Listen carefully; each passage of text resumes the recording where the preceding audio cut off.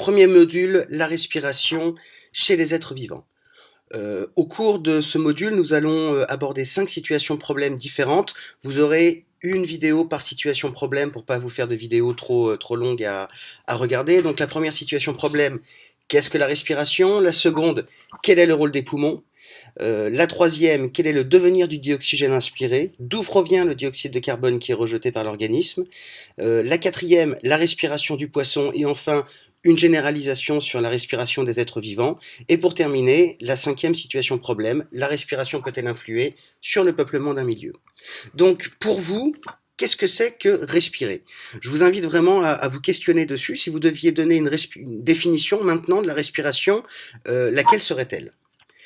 Si on respire, on a tendance à dire que nous respirons avec nos poumons, mais ce ne sont pas nos poumons qui respirent, ou du moins pas plus que d'autres organes. Donc comment est-ce possible? Comment peut-on dire qu'on ne respire pas avec nos poumons? Essayez de trouver une hypothèse permettant d'expliciter cette affirmation. Alors on va regarder maintenant un certain nombre de documents que je vous invite à analyser avec moi. Donc sur ce dispositif, sur la photo de gauche, vous avez un muscle qui est dans une enceinte hermétique et un appareil qu'on va appeler un oxymètre qui va mesurer la quantité de dioxygène présent dans l'enceinte. Vous voyez qu'au début de l'expérience, on a une valeur de 21 et elle descend à 6. La quantité de dioxygène contenue dans l'enceinte a donc diminué. Le dioxygène qui a disparu a été prélevé par le muscle. De même, c'est ce que vous explique le petit texte qui est à droite, si on teste l'air contenu dans l'enceinte à la fin de l'expérience, on verra que cet air se trouble en présence d'eau de chaux. L'eau de chaux est un réactif qui va nous permettre de mettre en évidence la présence de dioxyde de carbone. Donc en conclusion, cette expérience nous montre que le muscle lui-même va prélever du dioxygène directement ici dans l'air et y rejeter du dioxyde de carbone. Donc ça vaut le coup de regarder un petit peu quels sont les échanges que le muscle va effectuer donc dans la réalité de l'organisme avec le sang. Donc sur l'image de gauche, vous avez un muscle au repos et vous voyez que dans l'artère, du moins l'artériole qui va arriver jusqu'au muscle, on a 9 mg de glucose, 2 ml de dioxygène et 5 ml de dioxyde de carbone pour 10 ml de sang. Et à la sortie, on va retrouver 8,5 de glucose, 1,5 de dioxygène et 6 de dioxyde de carbone. Donc un muscle au repos, on voit par ce schéma-là qu'il y a prélèvement de dioxygène, prélèvement de glucose et rejet de dioxyde de carbone.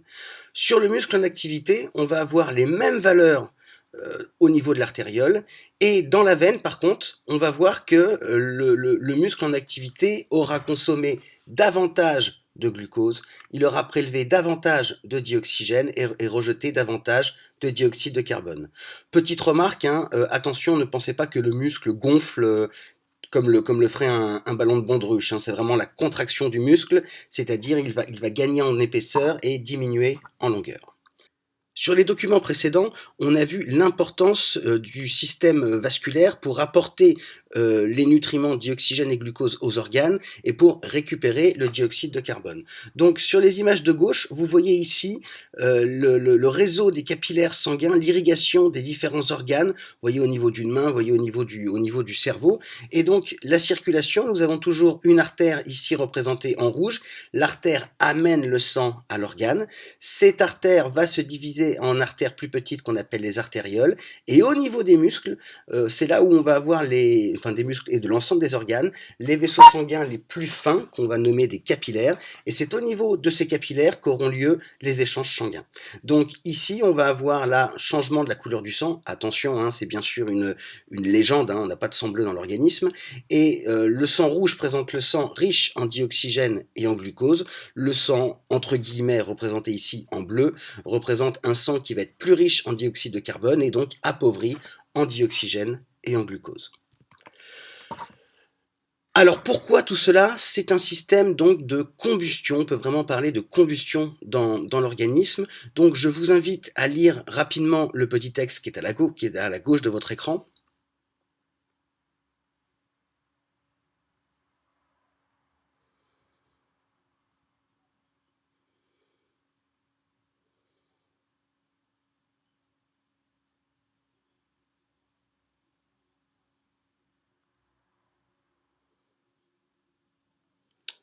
Voilà. Alors, ce qui va être important ici, ça va être de bien définir ensemble combustion. Alors, ne pensons pas flamme, ne pensons pas braise, mais on parle de combustion dans le sens où c'est une réaction, comme ça vous est indiqué à la fin du texte, qui va absorber, consommer du dioxygène, rejeter du dioxyde de carbone et produire de la chaleur, notamment sous forme d'énergie.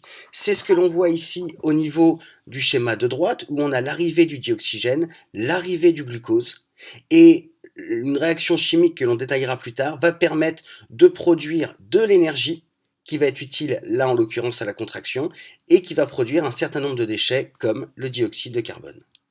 Donc une petite vidéo pour vous présenter l'équation bilan de la respiration cellulaire.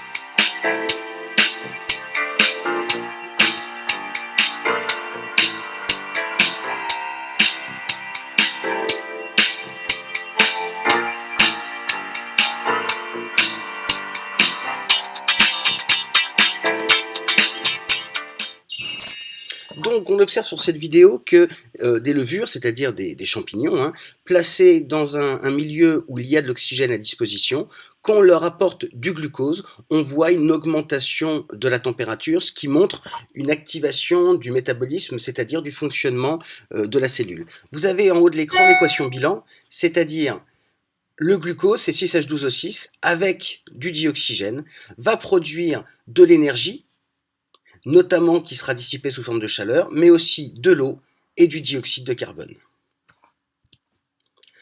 On peut résumer une bonne partie de ces informations sur ce schéma ici présent. Donc l'alimentation, on en parlera dans le module 2.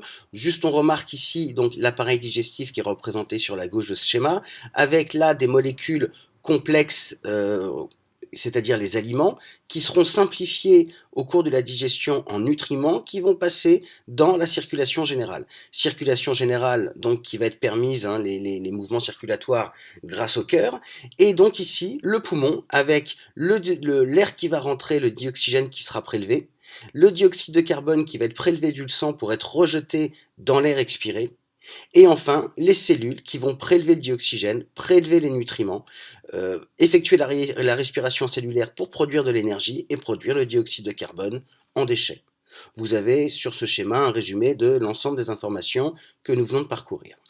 Donc, en termes de résumé, on voit que les organes sont très irrigués. Ils effectuent en permanence des échanges avec le sang, ils y prélèvent des nutriments. Alors les nutriments, ce sont des petites molécules solubles issues de la digestion des aliments qui vont être assimilables dans le sang, comme le glucose et du dioxygène. Ils y rejettent le dioxyde de carbone qui est un déchet. C'est au niveau des cellules, c'est-à-dire les composants de chaque organe est constitué de cellules, que s'effectue une réaction chimique appelée respiration cellulaire à partir des molécules prélevées dans le sang. Les nutriments comme le glucose sont oxydés, c'est-à-dire dégradés par le dioxygène, ce qui libère de l'énergie et un déchet, le dioxyde de carbone. Une partie de l'énergie libérée par cette réaction chimique est utilisée pour le fonctionnement de l'organe, l'autre partie est transférée sous forme de chaleur.